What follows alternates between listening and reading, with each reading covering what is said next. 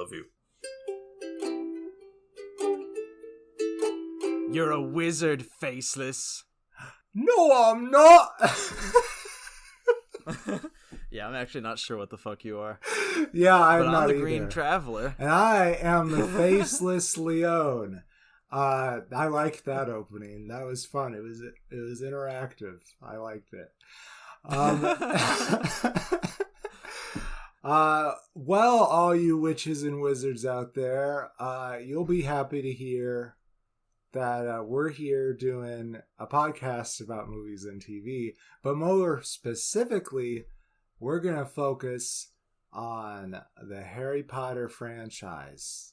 Very specifically, the Harry Potter franchise. A new playlist. We finally finished Disney's War Era, and we're moving on to happier, more mystical times that are continuously brewing with storm clouds because the writer just cannot shut her frickin' trap. No, I'm kidding. She's being transphobic, and I don't like it. No, anyways, I don't like it either, but here we are. We still rather enjoy these movies and books from our childhood. Honestly, I'm gonna get stoned in the streets. You're gonna see this guy in a big purple shirt because that's all I own, and no face, because that's the part that I'd probably give it away. But anyways, you're gonna start stoning him because he's only read the third book. I know. So here's the story. All right. Of a lovely lady. At the time, my stepmother, who was very religious, I'm sure she still is. She's just no longer my stepmother. Anyways, she did not like us viewing or being involved in any media that had to deal with witchcraft and whatnot. So, I couldn't even watch Casper and Wendy as a kid. What? I watched it at my mom's because, my mom's like, listen, this is my kid. Yeah. I'm going to let him watch what I decide he can watch. But anyways, I fell in love with these two movies, right? The first two movies, Sorcerer's Stone and Chamber of Secrets. Or the Philosopher's Stone. Yeah. If you're anywhere but America. Yeah, why did they do that? That's weird. But, they made it, I don't know. I feel like the Sorcerer's Stone sounds, I don't know. It sounds more malicious. Anyhow. Maybe they were just going for more mystical, more magical. I don't know. They're like, kids aren't going to get what? Sorcerer. What? It's not about Sophocles. Come on. What the fuck's a philosopher? We don't teach that in our schools. There's no free thinking here. So,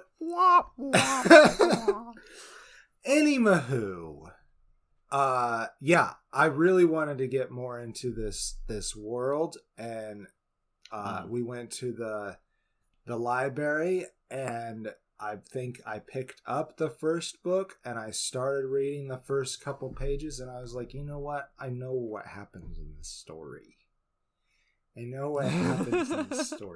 So I went and I picked up the third book, and I love that book. That book is amazing. Yeah. After I put it down, I immediately picked up the fourth one, and I just kept on falling asleep in the first chapter. And I have a lot of trouble reading, especially as a little kid.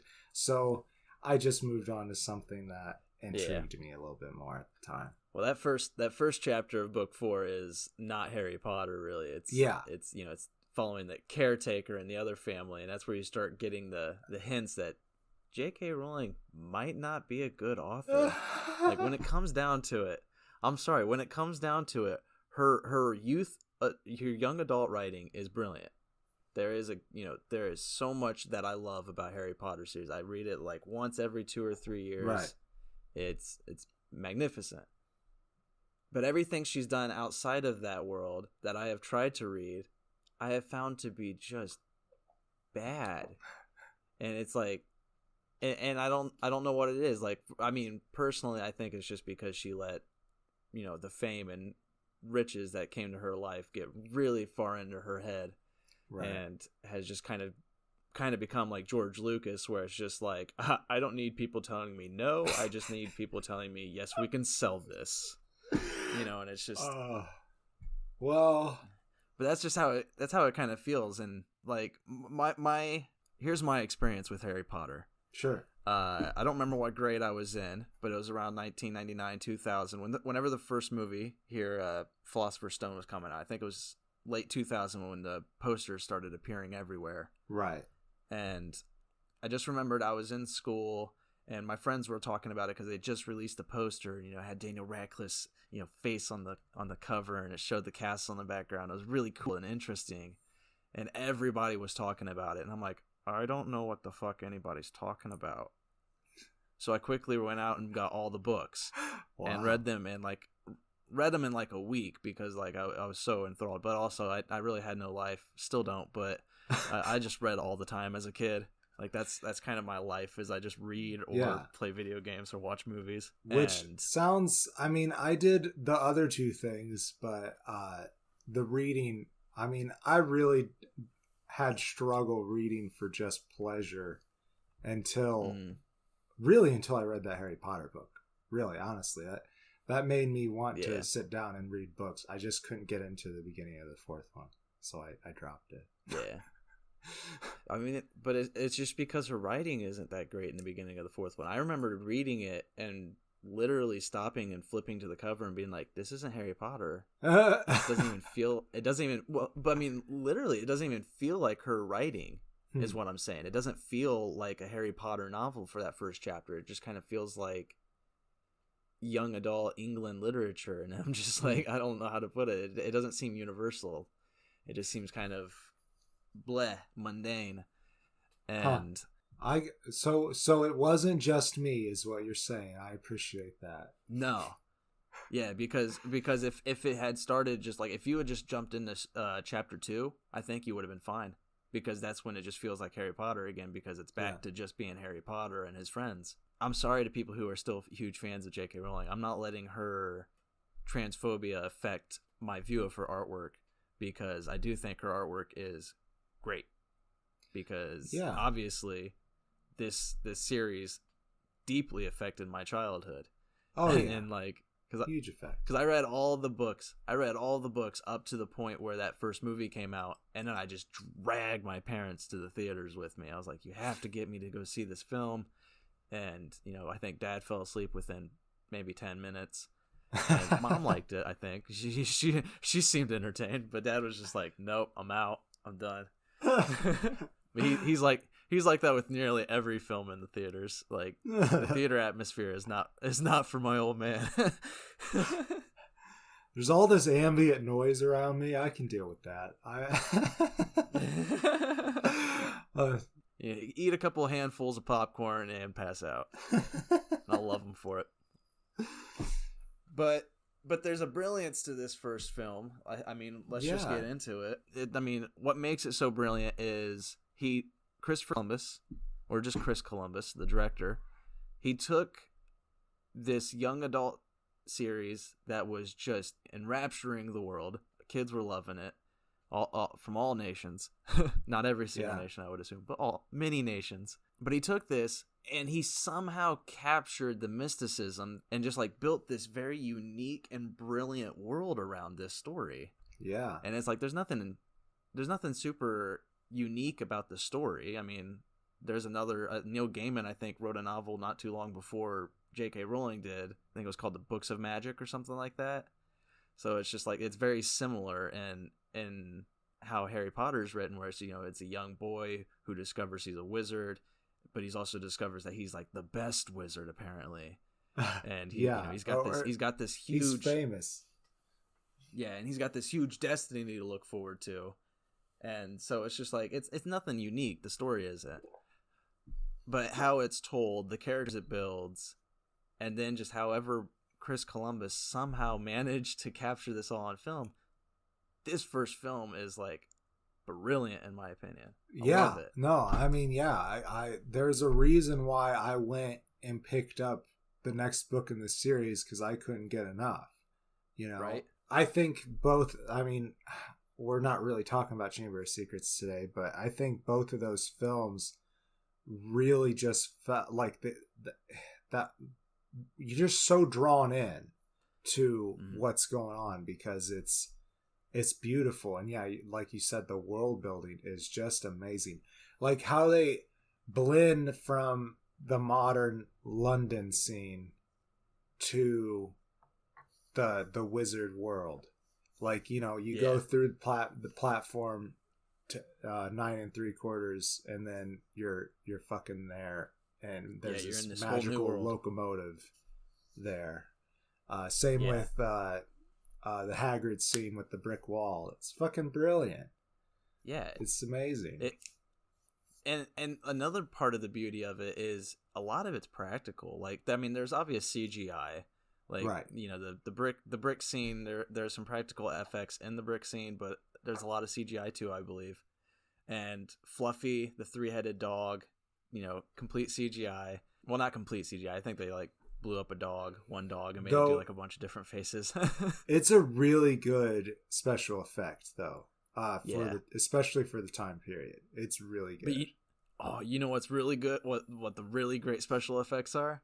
The Quidditch scene. They're a little dated now.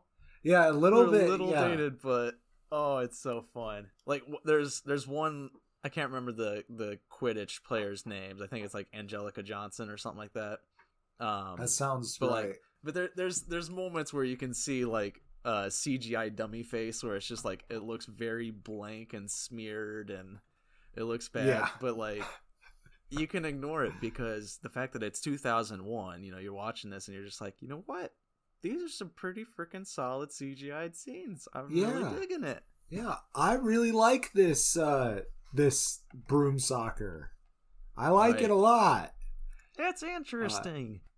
Scoring's dumb as shit. This time around, I had Sarah and I were watching it, and I paused it, and I was like, all right, listen. I never read these 2 first books.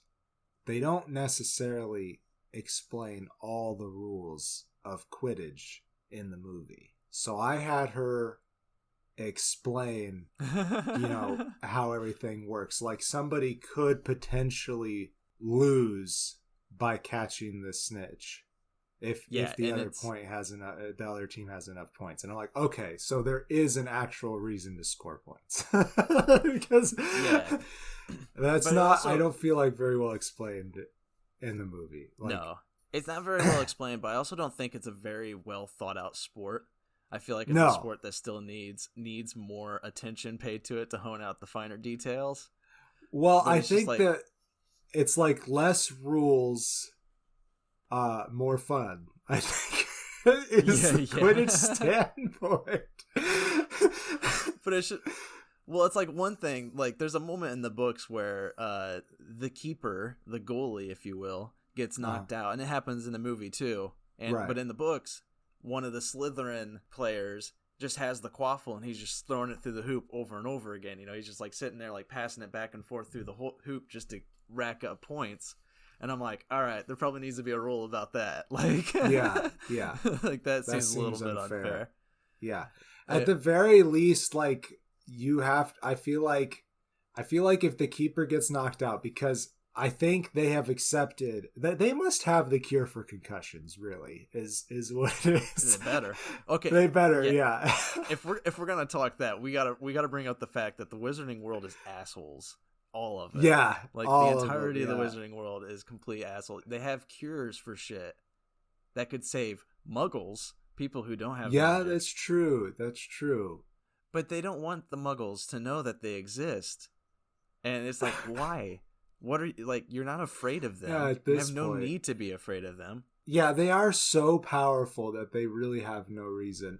But like, I don't know. Maybe they were like less powerful during that era where all the witch hunts and stuff were going on, and then they were able to grow as a society by keeping secret.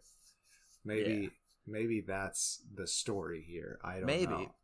But now it's gotten to a point in modern time where you have to just fucking deal with it. You gotta grow up and be like, we can help these people. Don't be yeah, afraid of. like they're gonna be who afraid needs of cancer? us. Yeah, we don't want that shit. And I'm sure they have a cure for it because you don't hear about any freaking wizards and witches dying of cancer. No, I mean, I don't know how old Albus is, but he's pretty fucking old. Right? At least Richard Harris's version is. Yeah. But it's just like, but they have all of the ability to just integrate into society. And one reason that would be super helpful is when assholes like Voldemort pop up, it's easier to make everybody more alert. Because when later on in the series, when a certain individual returns, I don't want to spoil things, oh gosh, but they're trying so freaking hard to keep everything a secret. You know, they're just like, oh, how do we keep the Muggles from not knowing everything? Well, we've alerted the Prime Minister, and that's about it. And he's put out, warnings about escaped prisoners and whatever. And it's like, Jesus Christ, people, just open yourselves up, like expose yourselves to the world. And start fixing it. You have so many abilities to fix things. Maybe that's what the third Fantastic Beasts movie is going to be about. Oh, fuck you. Yeah. We'll talk. We'll talk those too. Those will come. Maybe not in this playlist immediately, but they will come someday with this playlist. Yeah, someday. Or we'll just do a threesome with those three. That'd be fun. We'll do that. I want them to stop. A trilogy triumvirate, I guess, is what we're calling. Oh, right. That. I want them to stop with the Fantastic Beasts shit, though, because I have a plan. Yeah, you got to get your TV show going. Yeah, I don't know if I've put it on the podcast, but I have a Harry Potter plan where you do one TV show that covers Albus Dumbledore's life up until the First Wizarding War. You do another TV show about the Wizarding War, and then you do another TV show about Harry Potter. And it builds the fucking world. They're cramming so much into these movies, which we'll get to when we get to the sequels. Because there's a point where I start really hating what they do with the world. Because they lose the splendor of it.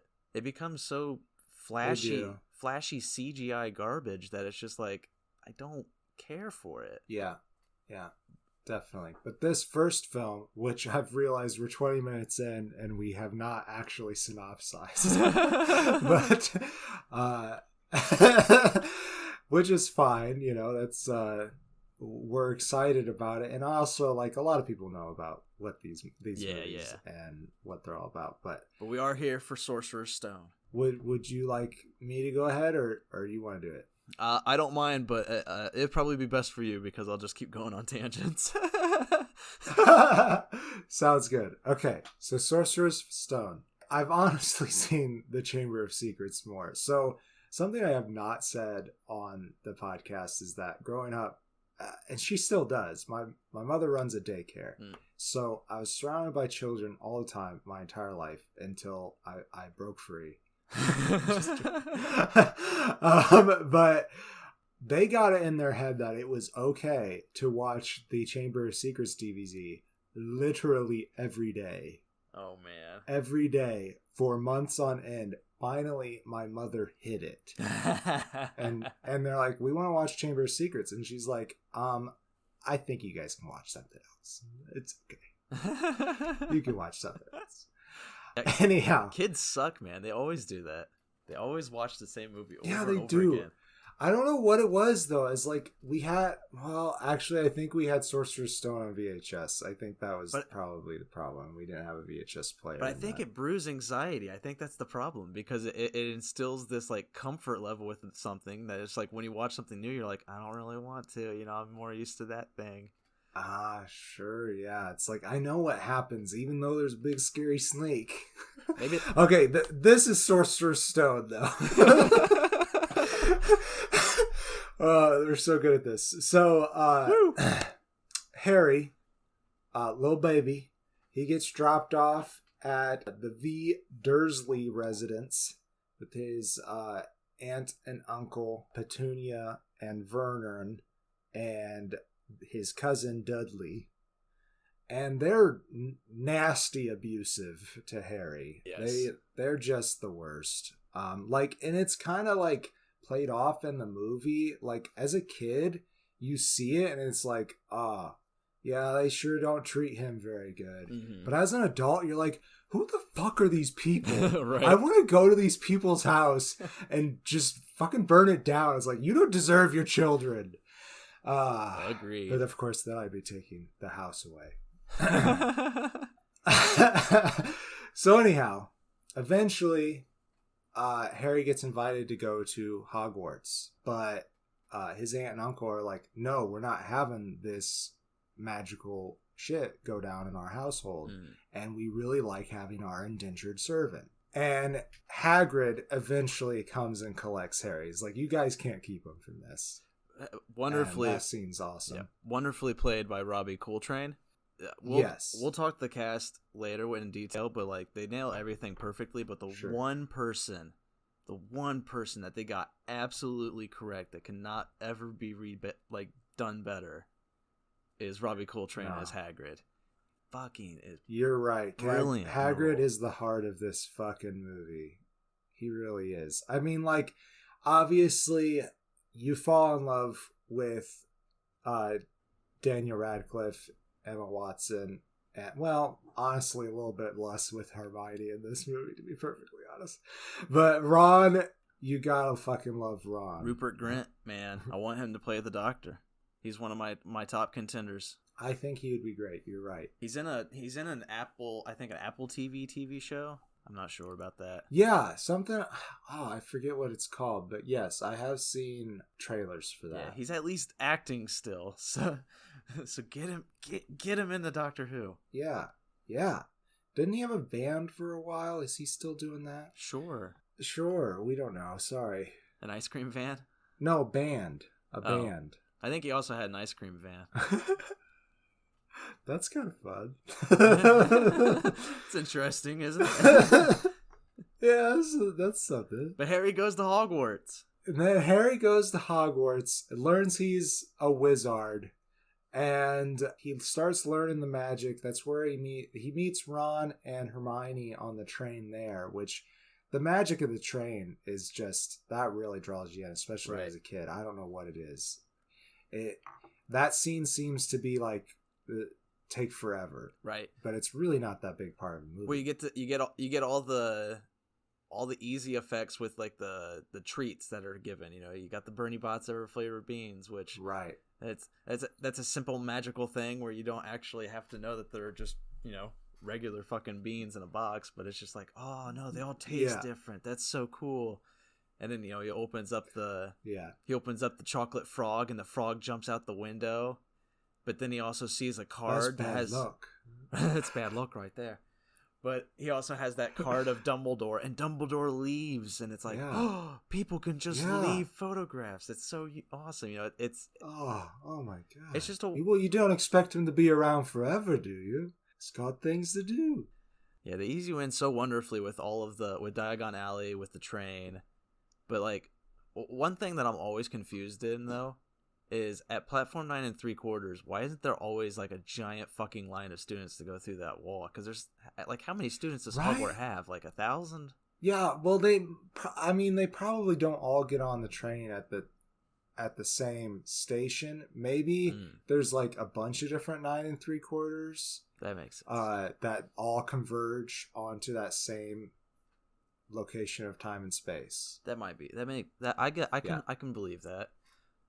I mean, J.K. Rowling is notorious for not, you know, putting certain details into her book and then later coming out to claim it. So if you hear her come out and say that there were other trains going to Hogwarts, you heard it here first. Just saying. Yeah, that's right. But that's another issue is that I have with kind of this movie, because it does start the trend. You know, this is the first film. I mean, it's very loyal to the books, but this is the movie that could have broken away from the books a little bit. And this fact is, there's so many freaking students at Hogwarts, but Harry's co-ed class, you know, the fellow boys in Gryffindor first year, there's only like 7. Right. And there's not even that many. Like, you never know how many are in the girls' class for the Gryffindor house. But I can only imagine it's also less than 10. So it's like the math doesn't add up with when you come together with all of the students, it's like, well, there's probably about 70 overall in Gryffindor. So there's probably about 280 to 300 students, and it's like, nope, there's like 500 to 1,000 bodies here. So it's like, where are all these kids? I haven't done a head count in that banquet scene for sure, at least not anytime recently. But it looks huge, right? And doesn't it look like a lot of kids? It does look pretty. It does look like a lot of kids, but maybe no more than should be at a private school, though. I feel like that's if that's all the kids, that they're all in one room. That's pretty impressive. But where the hell are they? It did seem like, it did seem like there wasn't that. It's 7 grades, right? Yeah. It's 7 years, rather. So, I don't know. Fuck math, dude. Yeah, and I think there's only 6 boys in Harry's class, including himself. Maybe even 5. There's Neville, Dean, Seamus, Ron, and Harry. So just 5. And Seamus blows himself up. So yeah. So it's like, where are all the kids? So what the heck? I don't know. You're right. Maybe that's just the only ones they focus on. No. Well, I mean, it is. Because they have that room. They have that room where they're all together. Unless they have more rooms in the Gryffindor dorm for just first-year kids. That makes sense. But that doesn't seem likely. Yeah, I don't know. I feel like that's a logical answer. Maybe it's an illusion. Like, most of the things in the Grand Hall. It's like there's a mirror in the middle of the table that just makes it appear like there's just doubles the amount of students. And it kind of like morphs all the faces together to make new faces. Oh, I like it. It sounds like the incantation they tried for my face. Gotcha. And I was gonna say, it sounds like you had a hand in there. Sounds familiar. Anywho, the plot doth thicken with Draco Malfoy. Oh shit. Who plays Draco again? All I know is he was in Planet of the Apes or Rise of the Planet of the Apes. Planet of the Apes. And the Flash TV show. That's right. Wasn't that Tom Felton? Sorry, Tom Felton. I honestly have appreciated the things I've seen. Yeah, he is a good actor, especially as Malfoy. Like it's kind of sad that all these people have gotten kind of typecast, but they're doing great jobs at breaking free of the typecast because they're no longer thought of like that. But I would say Tom Felton. Whenever I see Felton, I still think just Malfoy. Yeah, I think that he might be running into that problem. Like they want him to do this mean young person, and he's like, "Can I just be a scientist or something?" Well, even in the Flash show, he's mean to start off with. He's abrasive. He is mean. You're right. He grows though. He's probably a very nice person. Oh yeah, I would assume. They always have the nicest people play the meanest characters. Yeah, they sure do. Well, I feel like maybe that's because they've witnessed the mean people, and they're like, okay, yeah, I think I can channel that, right? Because I'm not gonna give it to other people because that's mean. So I might as well do it for the camera. Anyhow, he's in Slytherin. There's 4 houses for those who have no idea what Harry Potter is. Yeah. There's 4 houses. Where the hell have you been the last 20 years? Yeah, we got Gryffindor, which our heroes all get inducted to from the Sorting Hat. There's Slytherin. Evil. They're kind of supposed to be ambitious. And there never was a bad wizard that didn't come out of Slytherin. And I'm like, bull fucking shit. Yeah. And then there's Hufflepuff, which they're supposed to be friendly and loyal, I think. Correct me if I'm wrong. They're the stoners. Yeah. And Ravenclaw, seekers of knowledge. Yeah. Yeah, I'm a good mix of Ravenclaw and Hufflepuff.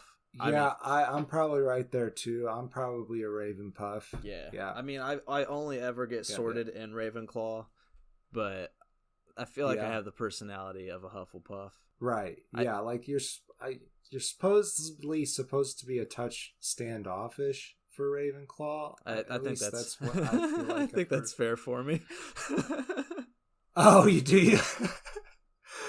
Oh, I am a green guy from Gorsh, so that's fair. I mean, yeah, we both have like a 5 charisma on the D&D scale. Yeah, ain't that the truth? That's because people aren't willing to look past my dough face and your green face. Them racists. Yeah. Anyhow, they compete. They got a rivalry going on, but also there's Professor Snape, played by Alan Rickman. Amazing. Just amazing. Yeah. The only thing I wish they would change about his Snape was because we've seen Alan Rickman with a beard in Die Hard. Like he can grow a beard. So why do they have him clean shaven in this? Because he would look so much more menacing, and he has a beard in the books. You know, he has a very oily beard and oily hair. Oh. So it's like, give him the beard. Oh. Alan Rickman can grow it, and he would look so much more terrifying. Why didn't he get to have a beard? That's I wish he kind of had a beard too, because I like beards. Yeah, well, I also like Alan Rickman with a beard. Yeah, but anyhow, he loves to give Harry the stink eye. Mm-hmm. He just loves it. Find out why in the 8th movie. That's right. The children, they are certain he is up to something, and maybe he is. Yeah, maybe he is. But they find out that the Philosopher's Stone is being kept at Hogwarts and protected from, I think you mentioned him earlier, Valdemort. Valdy. That's how you pronounce it. That's the real way to pronounce it. Oh, is it? Is Valdemort. Valdemort.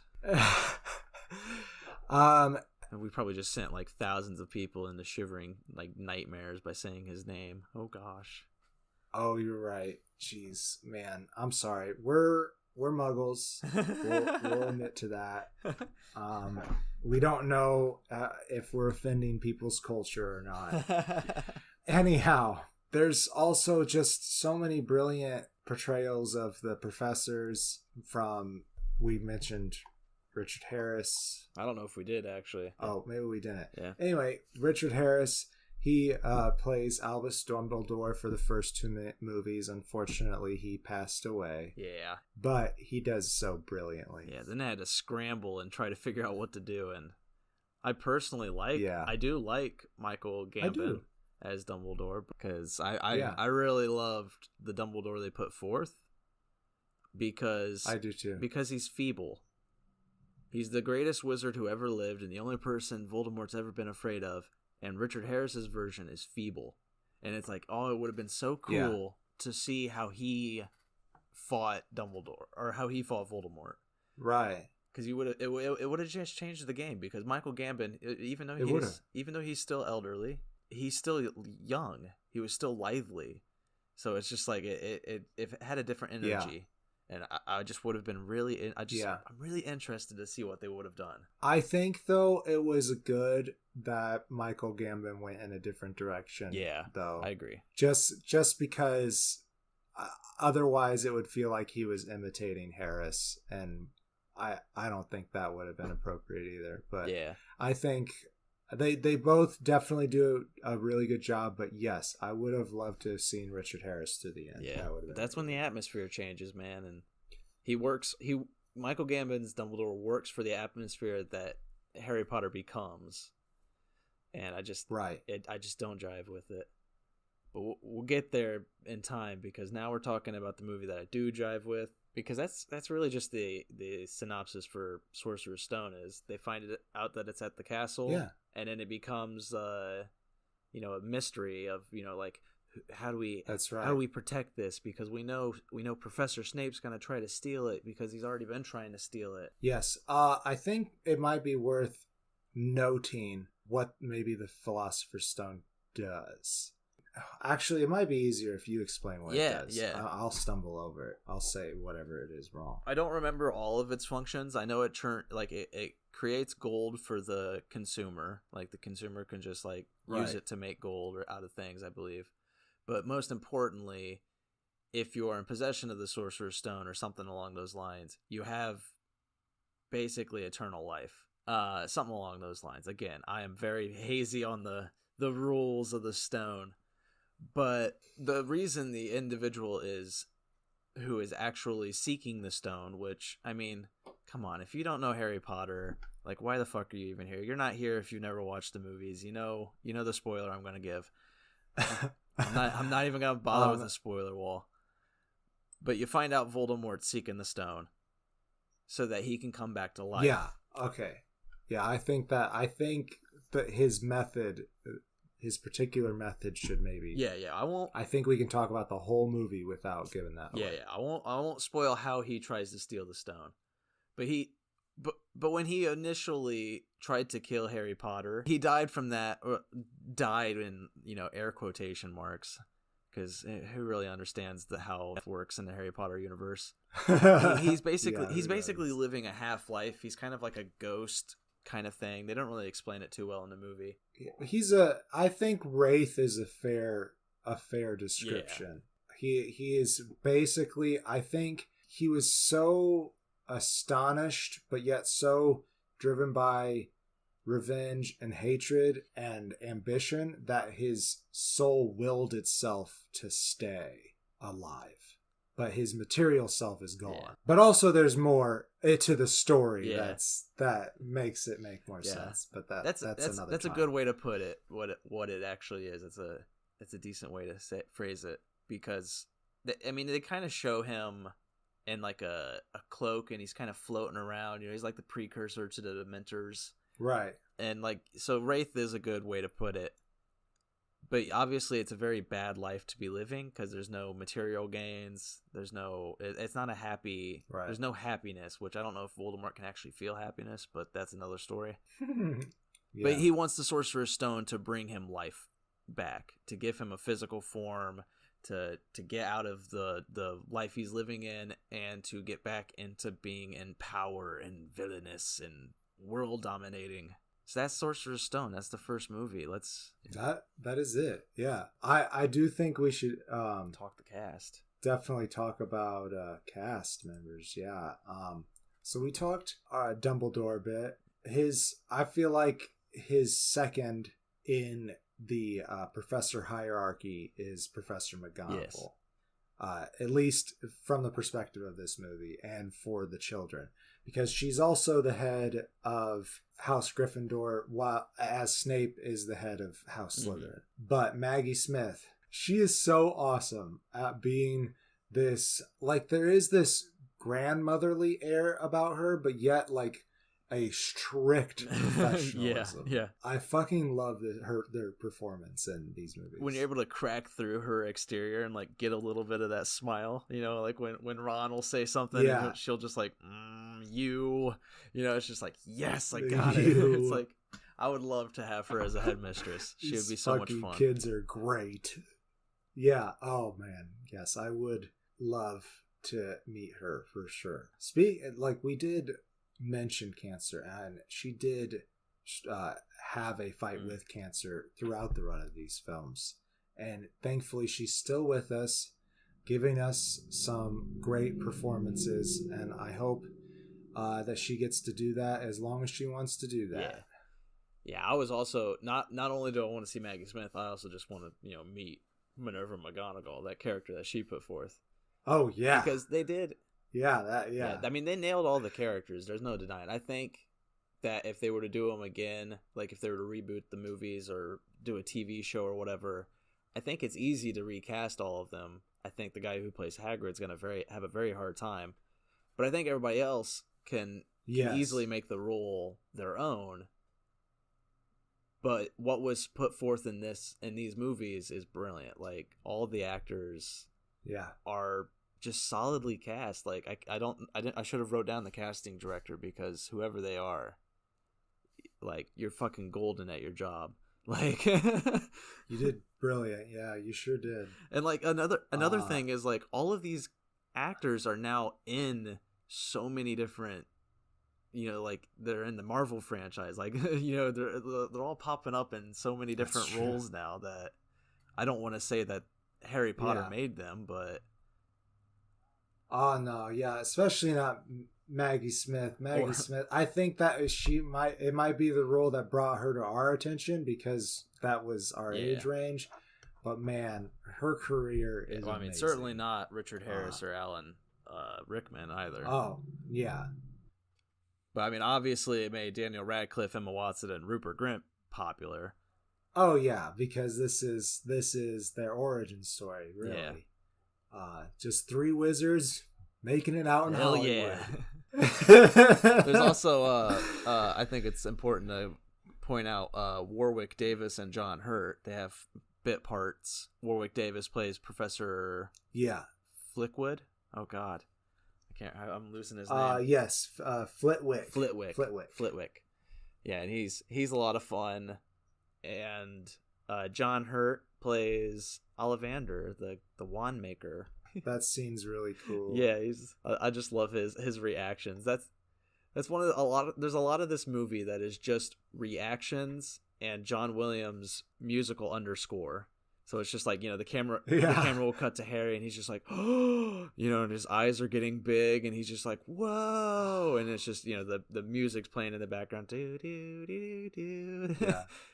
But John Hurt's reactions are like my favorite in the whole movie. Just he's so adorable. Oh man, it makes me wonder if I know that Harry is not a common boy, but I gotta wonder if that happens with many other witches or young wizards. Oh yeah. When they come up to try to pick out a wand. How many vases a year does Ollivander go through? Well, see, I guess he could repair them. The way I've always thought about it is that he knows the right wand for the person as soon as he sees them. But with Harry, he was reluctant to give him the wand that was the brother of the one that gave you that scar. Harry's wand, right? The core of Harry's wand was plucked from the same phoenix that Voldemort's core was pulled from. But only 2 feathers from that phoenix. And we'll see that phoenix in the next movie. Yeah. Fox, I love him. But I've always just interpreted it that, or I say interpreted, I've always just read into it that I feel like Ollivander knows the right wand for the person, or at least the right core for the person. So maybe it's just 1 or 2 that he has to get. But with Harry, he just didn't want to go straight to that one. He was just like, that doesn't seem right. That's a good theory. I like that. He does say, though, when he pulls out that wand, that he's like, I won. Yeah. Fucking John Hurt. I love him. He's another one I miss. Yep. But he made it to Doctor Who. Yeah, so. Yeah, sure. He did make it to Doctor Who. Yeah, so now it's... We'll talk. I'm sure we'll talk that sometime. It's really hard. It's hard to find the classic series because I don't want to talk modern Who without talking classic Who, and classic Who is just a pain in the ass to find without chipping out $10 a month extra or whatever. But is there anybody else in the cast that should be specifically called out? Well, I think that we should mention... I think it's worth mentioning that Fiona Shaw and Richard Griffiths played his aunt and uncle. Their performances while Insidious are amazing. That's true. I've honestly never watched a movie where I didn't like Richard Griffiths' character. Right. He's very good. He just kind of... I don't know. You see it and it's like, oh yeah, it's that guy. I don't feel like it's a name that everybody knows though. But he's in the movie and he makes that seem wonderful for some reason. Well, it's just his willingness to just play with Daniel Radcliffe, because they're at each other's throats so often during those scenes. It's really funny to watch because it's I'm sure they're having a great time. Yeah, so he's got a mustache in this movie, and he after the letters keep on happening on a particular Sunday, he's like, it's Sunday. There's no post on Sunday, but his hair is all messed up, and he's got 5 o'clock shadow. I love it.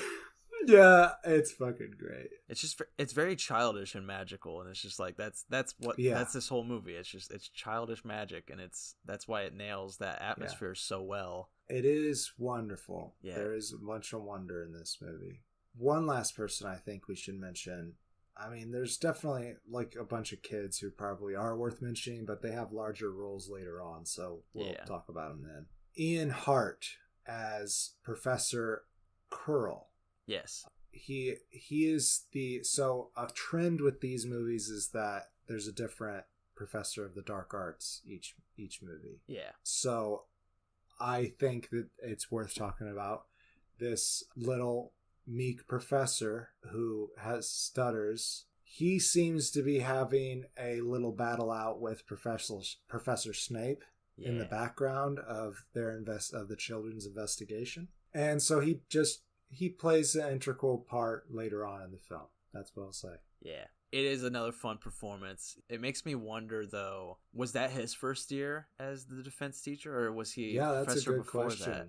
You know, did the curse start with him, or has it been going on for a while? That is a good question. I think, though, well, no, because somebody says, I don't know if it was Harry, but it sounded like a Weasley in my brain, says that Professor Snape has been after Quirrell's job for years. Yeah. So I think he has been there for a while, which I think lends well to the plot towards the end if he has been there for a while. Yeah, but all they're saying in that respect is his job is defense of the dark arts teacher. He's been after that job for years. Right. That's fair. I mean, it could be that way, but I always just kind of felt it was a pronoun mistake. He's like, he's always been after that job. Yeah. Well, I mean, yeah, maybe that's why Dumbledore doesn't put him in there, because he's like, you're a good teacher, Snape. I don't want you to die. I'm going to hire these random people to go into this cursed position. Yeah, I mean, we find out later why Dumbledore doesn't want to put him in that position.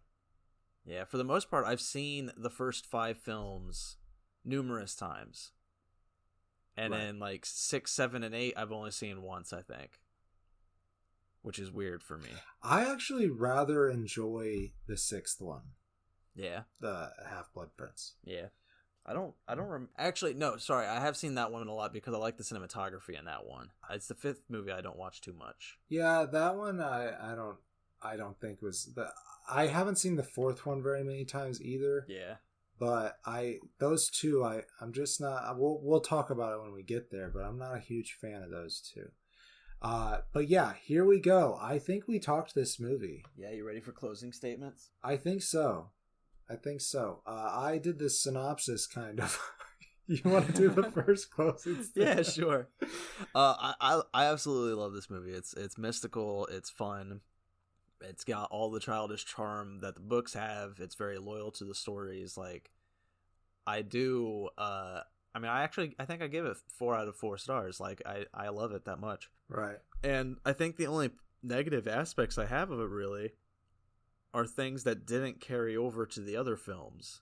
I mean, they carry over to the second film because Christopher Columbus is still in charge. But right. The only negative aspects are it builds this unique world where the stairs move in the castle, in Hogwarts Castle, and all this stage design is just ignored later on. You know, like there's not many moving staircases scenes. Like the grounds become more explored, but they kind of just ignore the intricacies of this castle. And like another thing is like Seamus and his penchant for exploding things constantly, like completely ignored later on. Like in this movie there's like 4 scenes or 3 scenes where he explodes something, and it's just like, is this going to continue? Is he going to be really good with explosives by like year 7? Maybe he is. I don't know, but I don't remember it. It's not focused on. Yeah, I do want to know what happened to Seamus as a full-blown wizard. Right. I do. And Dean too. I want to know what that life is like. Like Dean and Seamus have this friendship that it's like, I wish it could be explored, and that's why I think Harry Potter overall works better as a TV show, is because you can explore that fraternity, that, you know, that all those fraternal friendships. You can explore the castle more. You can explore all of these relationships that Harry could have with everybody else in the school.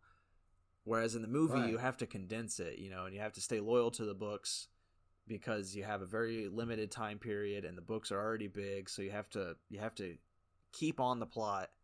And I feel like this world works better as a TV show, but Chris Columbus did the best that he could with it, and it's brilliant. I mean, yeah, that fucking movie, like, if they only did one fucking movie to talk about Harry Potter and they did The Sorcerer's Stone, I think, yeah, he captured it. Like, if for some reason it wasn't the most popular movie in the fucking world at the time, and they're like, okay, we're not gonna put more movie in this, and it was a hidden gem, it'd be a perfect hidden gem. It's like, yeah, they tried to adapt the Harry Potter series one time. Yeah.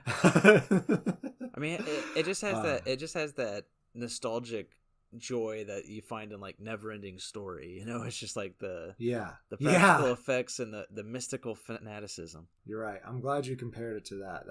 That's good. The sequels to that were so widespread over time. It's crazy. Right. But the second one is, I remember liking. I don't remember the third one, except for that he looked too old. I don't even remember. I don't even think I've seen the sequels to that. I think I've just seen the original. The second one's worth trying. I don't remember where we watched it. It might be on Disney Plus. But anyways, I digress. Closing statements, unless you have more to say. Nah, floor is yours. All right. Well, full-faced movie, maybe a face. I'm going to give this movie a face and a half. This is a quality flick. Like I said, if it stood alone from the entire series, it would still be a solid flick. Mm-hmm. It was good. Yeah. Hats off to the casting director and director. Everything in this movie, really. Yeah. It's a great movie. If you love fantasy, you gotta watch this fucking movie. There's not really a grittiness to this film because it has that like magical childish overtone to it. Yeah. But there is a darkness to it. Yeah, there is a grittiness to the atmosphere, I would say. Yeah. I don't know though, I don't know if gritty is the right term. I think there's a darkness, like it's almost gothic. It's like shiny gothic. Yeah, we'll call it that. There we go. I like that. I do. Probably something that actually exists out there, and somebody's gonna like post pictures. I feel like the Harry Potter universe definitely, it inspired a new culture of gothic. Hogwarts goth. I've seen many goth friends who blatantly dress like they're going to Hogwarts. Just because that's the style they enjoy. That's the I mean, it's dark clothing. It's almost robes. I mean, not always. There's when you go to classes, you're in skirts or pants and stuff like that. But very true, very true. Like goth can just go in so many directions, though. Anyhow, yeah, I think we did the episode, man. I have been the Faceless Leon, and I'm the Green Traveler, and we'll talk less in the next episode since we're getting it all dumped out in the front. Maybe around the third episode when there is kind of like a world shift, so we might have trouble not talking about that. But anyhow, we'll see you next week for Chamber of Secrets. Love y'all. Safe travels and good night. Green and Faceless on the Couch is a proud production of Fiction Works 19. If you like the show, please show your support by rating and reviewing us on Apple Podcasts. Like, follow, subscribe, wherever you might listen. We also now have a Patreon account. If you feel so inclined to support us in a financial manner, please become a patron by visiting patreon.com/greenandfaceless. You can also find more information about us on our Facebook account or on the Fiction Works 19 Instagram account. Thank you so much for listening.